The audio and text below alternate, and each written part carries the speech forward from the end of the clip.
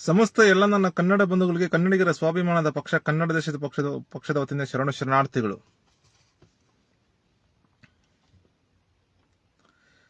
ಇತ್ತೀಚೆಗೆ ಒಬ್ಬ ಶಾಸಕ, ಕಾಂಗ್ರೆಸ್ ಪಕ್ಷದ ಶಾಸಕ ರಾಜು ಕಾಗೆ ಅನ್ನೋರು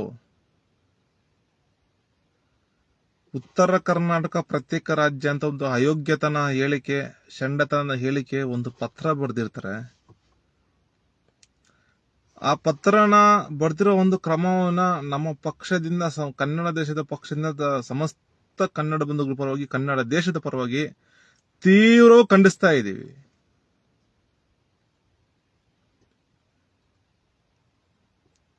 ಹಾಗೆ ಅಲ್ಲಿ ಒಂದು ಏನ್ ಬೆಳಗಾವಿಯಲ್ಲಿ ಅಧಿವೇಶನ ನಡೀತಾ ಇದೆ, ಚಳಿಗಾಲದ ಅಧಿವೇಶನ, ಉತ್ತರ ಕರ್ನಾಟಕ ಪ್ರತ್ಯೇಕ ರಾಜ್ಯ ಸಮಿತಿ ಅಂತ ಒಂದು ಸಮಿತಿ ರಚನೆ ಮಾಡ್ಕೊಂಡಿದ್ದಾರೆ. ಇಲ್ಲಿರೋರು ಯಾರು ಕನ್ನಡಿಗರಲ್ಲ. ಆ ರಾಜು ಕಾಗೆ, ಆ ಅಯೋಗ್ಯ ಶಾಸಕ, ಅವನು ಕನ್ನಡದವನೇ ಅಲ್ಲ. ಹಾಗೂ ಆ ಒಂದು ಸಮಿತಿ ರಚನೆ ಮಾಡ್ಕೊಂಡಿರೋ ಅವರು ಕನ್ನಡದವರಲ್ಲ.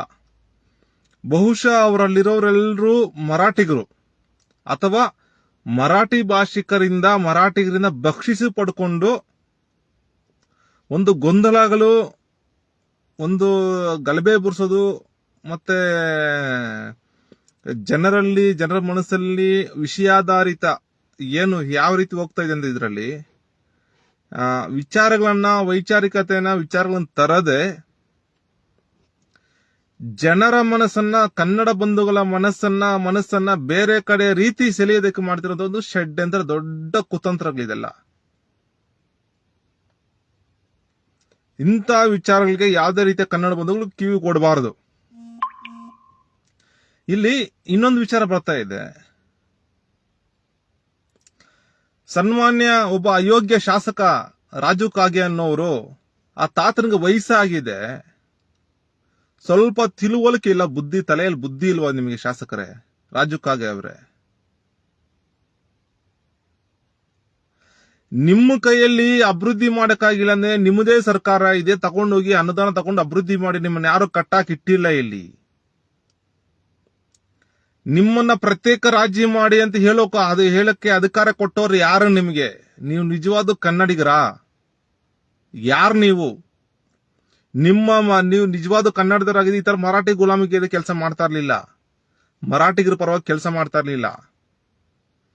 ನೀವು ಇಲ್ಲಿ ಕನ್ನಡ ದೇಶದ ಅನ್ನ ತಿನ್ಕೊಂಡು, ಕನ್ನಡ ಧರ್ಮದ ಊಟ ತಿನ್ಕೊಂಡು, ಕನ್ನಡ ದೇಶ ನೆಲೆಸಿ ದೇಶದ್ರೋಹ ಕೆಲಸ ಮಾಡ್ತಾ ಇದ್ರೆ ನೀವು. ಮತ್ತೆ ನಿಮ್ದು ಯಾವ್ದೋ ಪುಂಡರ ಸಮಿತಿ ಯಾವ್ದೋ ರಚನೆ ಮಾಡ್ಕೊಂಡು, ಉತ್ತರ ಕರ್ನಾಟಕ ಪ್ರತ್ಯೇಕ ರಾಜ್ಯ ಸಮಿತಿ ಅಂತ ಏನು ಮಾಡ್ಕೊಂಡು, ಪುಂಡರ ಸಮಿತಿ ಅಲ್ಲ, ಷಂಡರ ಸಮಿತಿ ಅದು.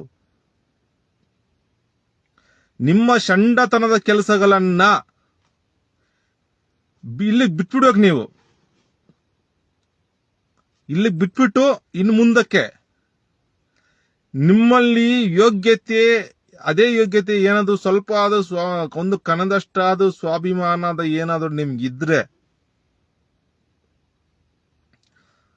ನಮ್ಮ ಕನ್ನಡ ದೇಶದಿಂದ ಭಾರತ ಒಕ್ಕೂಟ ಸರ್ಕಾರಕ್ಕೆ 4.5 ಲಕ್ಷದಿಂದ 5 ಲಕ್ಷ ಕೋಟಿ ವರ್ಷಕ್ಕೆ ಕಂದಾಯ ಹೋಗ್ತಾ ಇದೆ, ತೆರಿಗೆ ದುಡ್ಡು ಹೋಗ್ತಾ ಇದೆ. ಅದ್ರ ಬಗ್ಗೆ ಪ್ರಶ್ನೆ ಮಾಡಕ್ಕೆ ನಿಮ್ ಬಾಯಲ್ಲಿ ಬಿದ್ದೋಗ್ಬಿಟ್ಟಿದ್ಯಾ? ನಿಮ್ ಬಾಯಲ್ಲಿ ಮುತ್ತು ರತ್ನಗಳು ಉದುರ್ತಾ ಇಲ್ವಾ ರಾಜು ಕಾಗೆ ಅವ್ರೆ? ಮತ್ತೆ ಉತ್ತರ ಕರ್ನಾಟಕ ರಾಜ್ಯ ಪ್ರತ್ಯೇಕ ಸಮಿತಿ ಅಂತ ಷಂಡರ ಸಮಿತಿಯನ್ನ ರಚನೆ ಮಾಡ್ಕೊಂಡಿದಾರಲ್ಲ, ಆ ಸಮಿತಿಯವ್ರಿಗೆ ನಾನು ಪ್ರಶ್ನೆ ಮಾಡ್ತಾ ಇದ್ದೀನಿ. ನಿಮ್ಮ ಷಂಡತನ ನಿಮ್ಮ ಮನೆಯಲ್ಲಿ ಇಕ್ಕೊಳ್ರಿ, ಅದನ್ನ ಸಮಸ್ತ ಕನ್ನಡ ಬಂಧುಗಳ ಮೇಲೆ ಇದು ಮಾಡ್ಕೊಂಡದಲ್ಲ, ಏನು ಮಾಡಕ್ ಹೋಗಬೇಡಿ. ನಿಮ್ಗೆ ನಿಜವಾದ ಯೋಗ್ಯತೆ, ಕನ್ನಡ ದೇಶ ಉಳಿಯೋ ಯೋಗ್ಯತೆ, ಕನ್ನಡ ದೇಶ ಅಭಿವೃದ್ಧಿ ಬಗ್ಗೆ ಏನಾದ್ರು ಕಳಕಳಿ ಏನಾದ್ರು ಇತ್ತಂದ್ರೆ, ಭಾರತ ಒಕ್ಕೂಟ ಸರ್ಕಾರಕ್ಕೆ 4.5 ಲಕ್ಷ ಕೋಟಿಯಿಂದ 5 ಲಕ್ಷ ಕೋಟಿ ತೆರಿಗೆ ಹೋಗ್ತಾ ಇದೆ. ಅದ್ರ ಬಗ್ಗೆ ಮಾತಾಡಿ. ಅದ್ರ ಬಗ್ಗೆ ಪ್ರಶ್ನೆ ಮಾಡಕ್ ನಿಮ್ ಬಾಯಿಲೇನು ಹುಳ ಬಿದ್ದೋಗ್ಬಿಟ್ಟಿದ್ಯಾ? ಇದು ಮಾತ್ರ ತಕ್ಷಣ ಬಾಯಿ ಬಂದ್ಬಿಡುತ್ತೆ ನಿಮ್ಗೆ ಮಾತಾಡಕ್ಕೆ.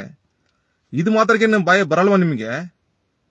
ಎಲ್ಲೋಗಿತ್ತು ನಿಮ್ಮಂತಹ ಷಂಡರಿಂದನೇ ನಮ್ಮ ಕನ್ನಡ ದೇಶ ಅಭಿವೃದ್ಧಿಯಲ್ಲಿ ಹಿಂದುಳಿದಿರೋದು. ಬ್ಯಾಂಕಿಂಗ್ ಕ್ಷೇತ್ರದಲ್ಲಿ 10 ವರ್ಷದಿಂದ 25,000 ಉದ್ಯೋಗಗಳು ಸೃಷ್ಟಿಯಾಗಿದೆ. ಆದ್ರೆ ನಮ್ಮ ಕನ್ನಡ ಬಂಧುಗಳಿಗೆ ಬರೀ ಸಾವಿರ ಜನಕ್ಕೆ ಅಷ್ಟೇ ಉದ್ಯೋಗ ಸಿಕ್ಕಿರೋದು. 24,000 ಉದ್ಯೋಗಗಳು ಪರಭಾಷಿಕರು ಸಿಕ್ಕಿದೆ. ಇದ್ರ ಬಗ್ಗೆ ಪ್ರಶ್ನೆ ಮಾಡಿ ಉತ್ತರ ಕರ್ನಾಟಕ ಪ್ರತ್ಯೇಕ ರಾಜ್ಯ ಸಮಿತಿ ಅಂತ ಷಂಡರ ಸಮಿತಿ ಏನ್ ಮಾಡ್ಕೊಂಡಿದಾರ? ಈ ಷಂಡ್ರ ಕೇಳ್ತಾ ಇದ್ದೀನಿ ನಾನು.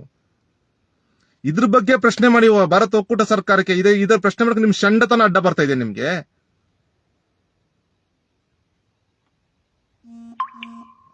ಇಂತಹ ಷಂಡ ಕೆಲಸಗಳನ್ನ ಮಾಡಿದ್ರೆ ಈ ಕುರಿತು ಸರ್ಕಾರ ಕಟ್ಟುನಿಟ್ಟಿನ ಮಾನ್ಯ ಸಿದ್ದರಾಮಯ್ಯನವರೇ, ಇಂತಹ ಷಂಡರ ವಿರುದ್ಧ, ಅದು ನಿಮ್ಮದೇ ಪಕ್ಷದ ಶಾಸಕರು ಇದ್ರೂ ಪರವಾಗಿಲ್ಲ, ಇಂತಹ ಷಂಡರ ವಿರುದ್ಧ ದಯವಿಟ್ಟು ಕಠಿಣ ಕ್ರಮ ತಗೊಂಡು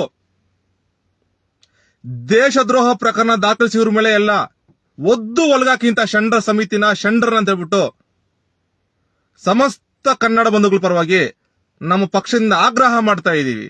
ಹಾಗೂ ದಯವಿಟ್ಟು ಸಮಸ್ತ ಕನ್ನಡ ಬಂಧುಗಳೇ, ಇಂತಹ ಷಂಡರ ಮಾತಿಗೆ ಕಿವಿಗೊಡಬೇಡಿ.